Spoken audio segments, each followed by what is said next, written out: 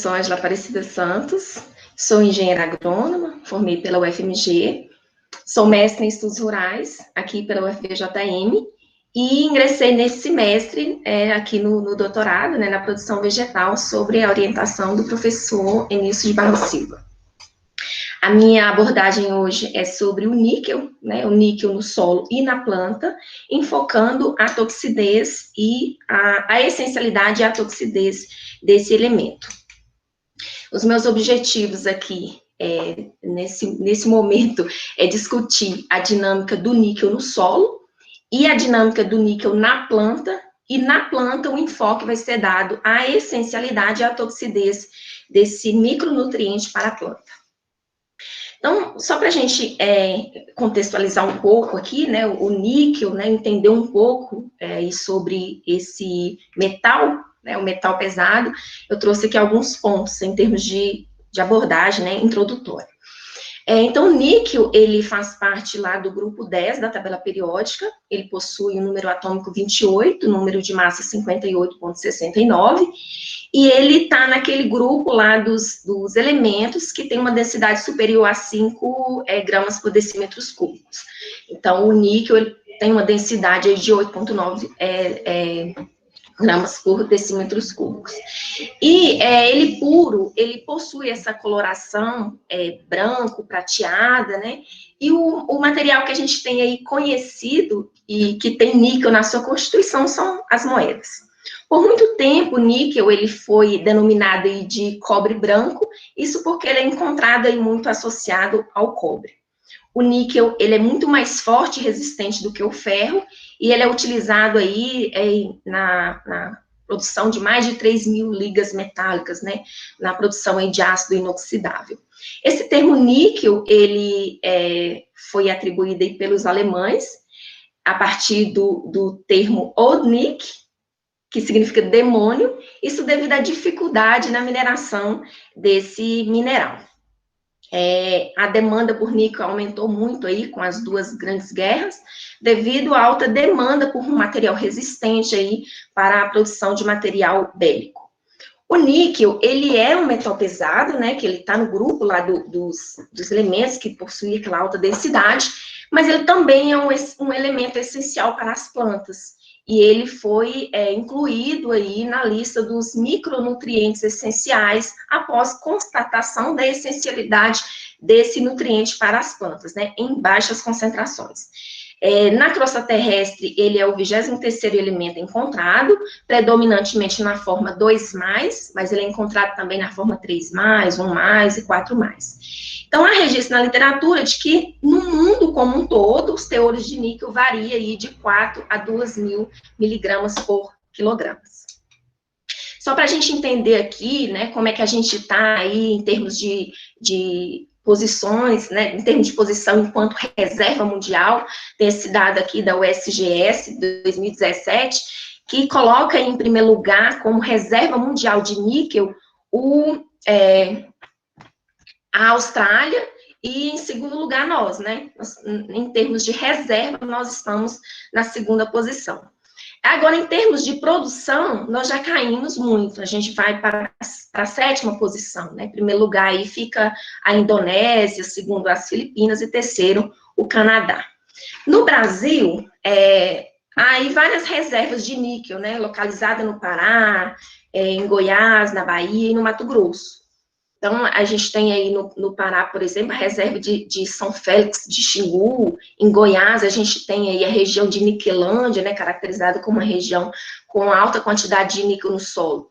E só a título de curiosidade, aqui em Minas Gerais, eu trouxe essas localidades, que são caracterizadas como localidades com alta quantidade de níquel no solo. E aqui, bem próximo de nós, a gente tem aí a região de Cerro.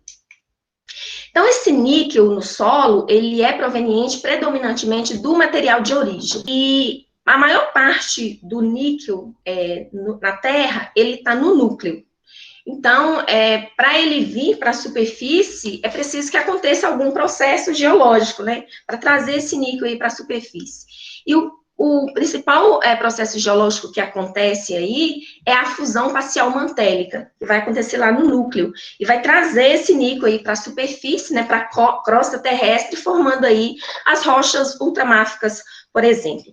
Esse níquel no solo, ele é encontrado aí ligado a vários minerais. Então, a gente tem essa lista grande aí de minerais nos quais o níquel é encontrado ligado a eles, né?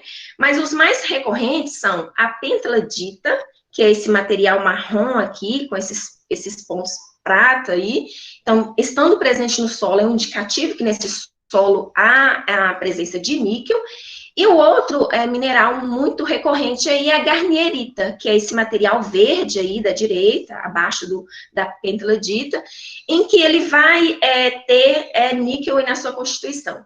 Não é um mineral, propriamente dito, né? Inclusive nessa lista aí ela nem aparece, mas ela é uma mistura de minerais que tem níquel aí na sua constituição. Então, a gente tem aí mistura de serpentina, de talcos e outros silicatos que têm o níquel ligados a eles. Então, esse níquel no solo, ele é predominantemente vindo do material de origem, como eu falei, né? Então, no Brasil como um todo, né, aquele dado anterior que eu falei foi para o mundo, agora, para o Brasil, há registro na literatura de que os teores de níquel no solo variam de 0,014 a 1 a 1.167,52 miligramas por quilogramas.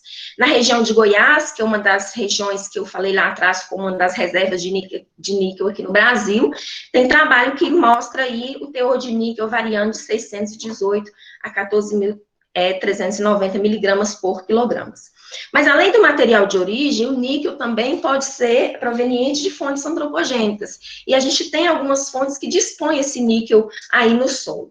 E uma dessas fontes aí é a atividade de mineração. Aí eu trouxe esse trabalho de Cunha e colaboradores, em que eles fizeram análise de uma região lá no Rio Grande do Norte, né, região de Currais Novos, onde há mineração de xilita, e a disposição de forma meio aleatória de pilhas de rejeitos, né? Então, e na região em que foram dispostas essas pilhas de rejeitos, eles analisaram o solo na camada de 0 a 20, identificaram que os teores de níquel e de cádmio nessa região estão muito elevados, quando comparado aos teores encontrados numa região de mata nativa, por exemplo, que foi a região estipulada por eles aí como a região que apresenta o solo aí dentro do padrão de qualidade. E esses teores são superiores, inclusive, aos valores de referência de qualidade estabelecidos para o Estado. Foram feitos estudos e determinados valores de referência de qualidade do solo em relação aos metais pesados, e esses teores decorrentes da deposição dessas pilhas de rejeitos aí ultrapassam esses valores de referência. Uma outra fonte, né, antropogênica de níquel aqui para o solo é o lodo de esgoto. Então, o lodo de esgoto vem sendo muito utilizado aí na agricultura porque ele tem sua potencialidade, né, para a melhoria das condições físicas e químicas do solo, mas é preciso ter cuidado com o uso desse material, porque ele tem na sua constituição, né, dependendo de onde ele vem, metal pesado. Então, para o níquel, por exemplo, a resolução CONAMA traz aí uma observação dos teores máximos permitidos, né, desse metal no lodo de esgoto. E traz aí, né, o limite máximo permitido de 420 miligramas por quilogramas no lodo de esgoto em base seca, sendo a carga máxima de níquel permitida no solo, decorrente do uso desse lodo de esgoto, de até 74 miligramas por quilogramas.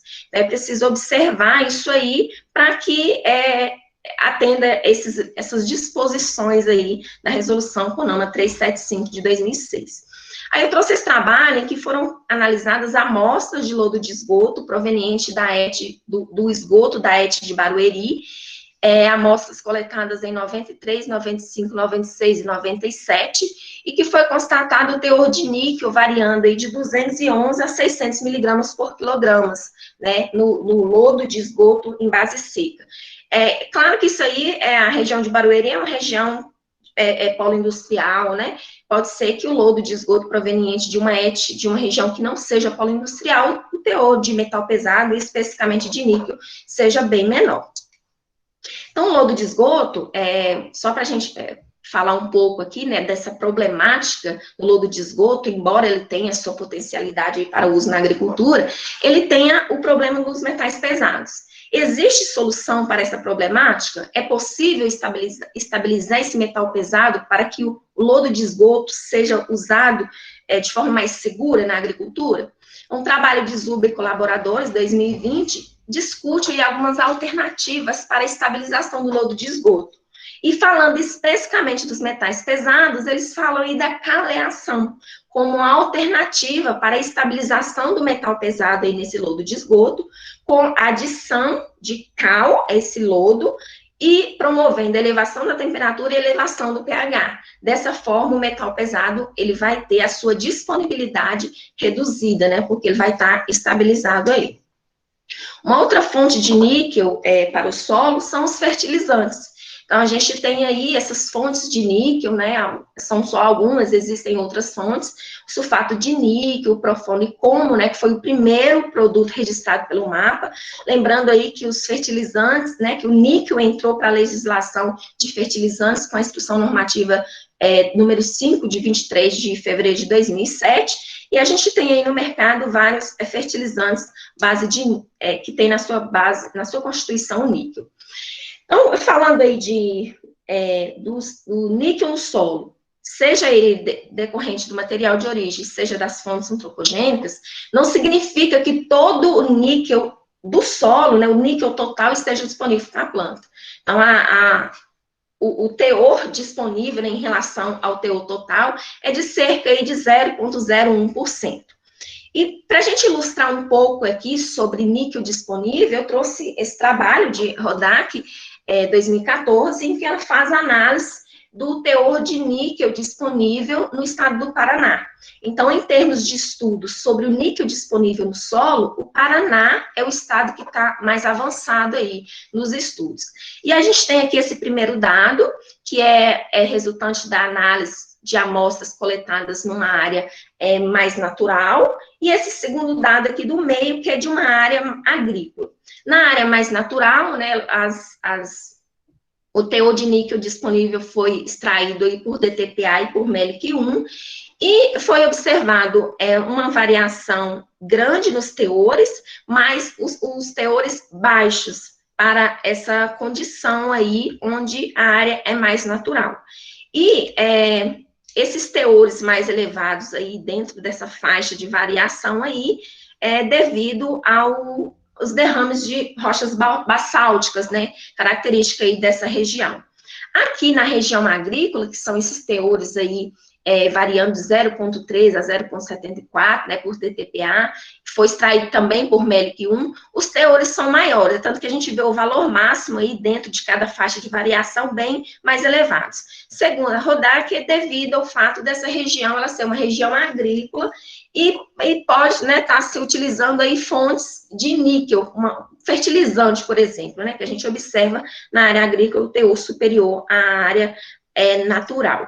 Um outro trabalho aqui que traz teor de níquel disponível no solo, agora especificamente para a região de Barro Alto, Goiás, é um trabalho de Andrade, colaboradores 2015, que traz aí, extraído por DTPA, um teor de níquel de 651, uma concentração de níquel de 651 miligramas por quilogramas. Então, tanto nessa primeira situação aqui, lá do Paraná, em que o solo foi coletado em uma região mais natural, quanto na região de Barro Alto, a origem do níquel do solo ela é predominantemente do material de origem. Então, para se conhecer o teor de níquel disponível no solo, não há um extrator definido, né? Vocês viram aí que eu falei do MELIC-1, do MELIC-3 e do DTPA. Então, não existe na literatura determinado um extrator mais eficiente para o níquel, né?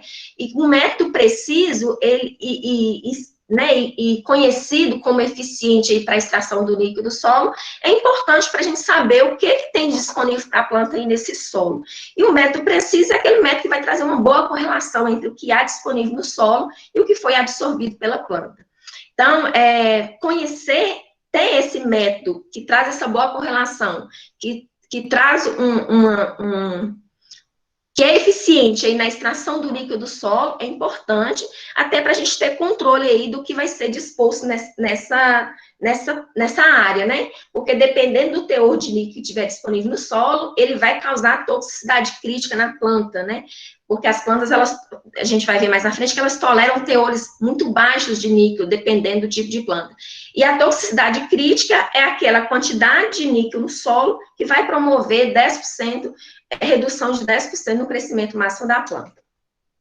Então, falando ainda sobre extratores, né, como eu falei lá, valores extraídos por DTPA, por MELC1 e por MELC3, a gente tem aqui esse trabalho de Silva e colaboradores, em que eles utilizaram diferentes extratores para verificar a disponibilidade e a toxicidade de níquel extraído por MELC1, DTPA, MELC3 e água régia na cultura do milho, em 3 tipos de solos diferentes. E eles verificaram aí que todos os extratores apresentaram uma correlação superior a 90% entre o que foi extraído do solo e o que foi absorvido pela planta, sendo a correlação maior para o MELC1 e a água régia, seguida aí pelo DTPA e o MELC3. Resultado parecido aí foi obtido por Revoredo e Melo em 2006, usando o MELC3, o MELC1 e o DTPA para a cultura em estudo com a cultura do sorgo, né?